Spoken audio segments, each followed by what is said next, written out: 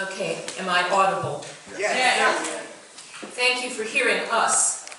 Your role as scrutinizers is critical in deciding whether to approve the NSCSO contract to hand over $320 million to Capita for 10 years, and oddly, more than twice that for an additional 5 years, or to retain day-to-day control of the specified council services. Clearly, the contract is too big and too complicated to be scrutinized, so it is too risky to sign.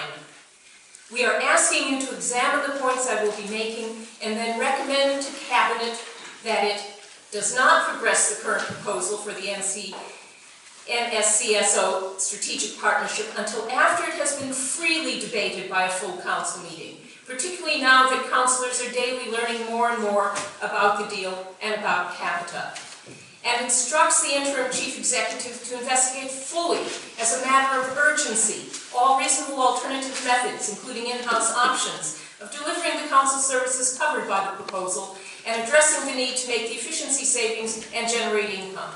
Look, for example, at the letter to all members of Cornwall Council from their chief executive, at the 40 reports presented by APSI, at the 8-point plan offered by experienced businessman and outsourcer John Dix, well known as Mr. Reasonable.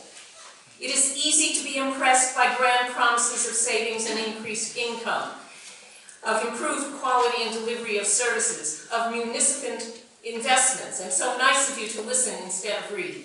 Close scrutiny, however, needs to differentiate between hard data and demonstrably deliverable results on the one hand, and aspirations and blandishments on the other.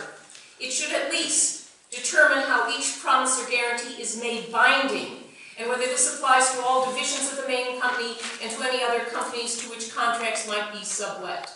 Examine the caveats that are woven into the contract to see how they undermine guarantees and promises. Establish who, if anyone, is unequivocally responsible for deciding what is necessary, what is justified, and when, how, to what extent, and at what cost things can be changed.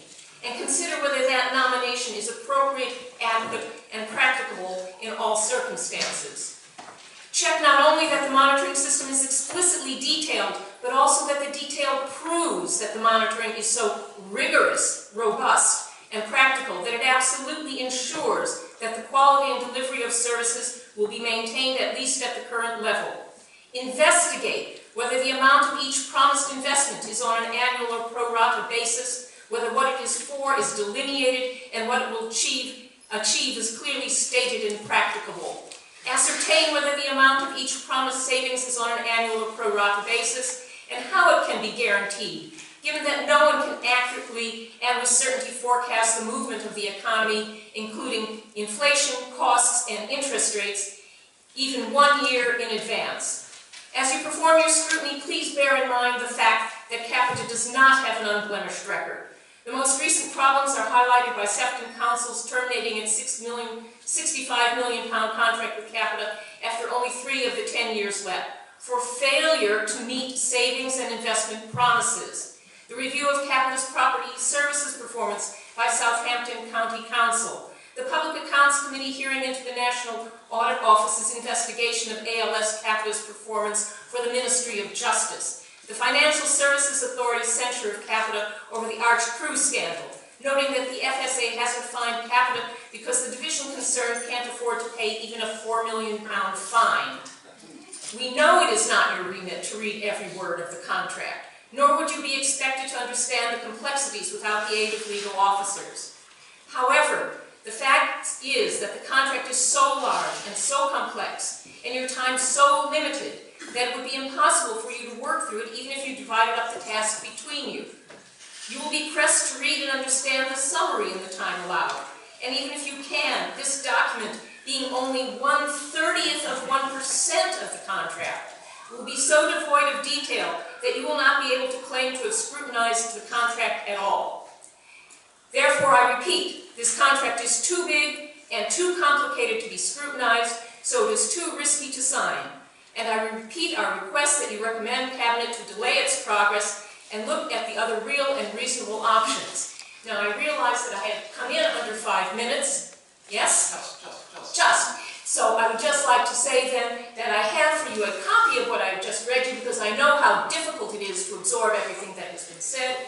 And I also have copies for you of another 171 questions from members of the public about this contract, which we have been able to come up with by scrutinizing the tiny little report that was circulated.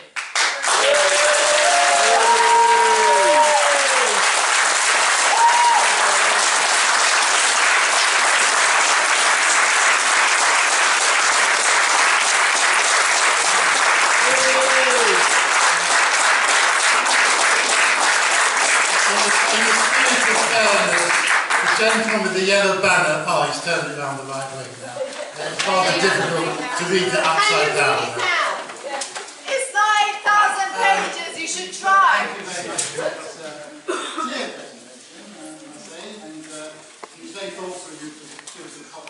Microphone, please. Microphone. Come on, Al. Microphone. Right.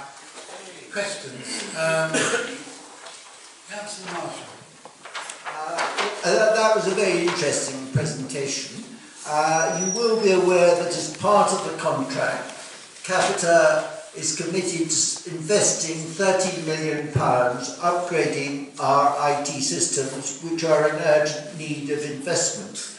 Would you accept that that as the council doesn't need to spend that 13 million upgrading its IT systems because Capita is going to do so, that will provide the authority with the ability to provide many much needed primary and secondary school places? May I just respond that having spoken with Councillor Cornelius last week, the amount that Capita is going to invest seems to change from time to time. It was 8 million, it was 13 million, it is 17 million, depending on the day of the week. And what I would say is when Capita invests our money in upgrading the IT, who owns the IT? Capita owns the IT. It isn't a gift to us. They need to do it in order to fulfill this contract. Why didn't you look for somebody who had the IT already in place, and then you wouldn't be stuck with this 13 million investment?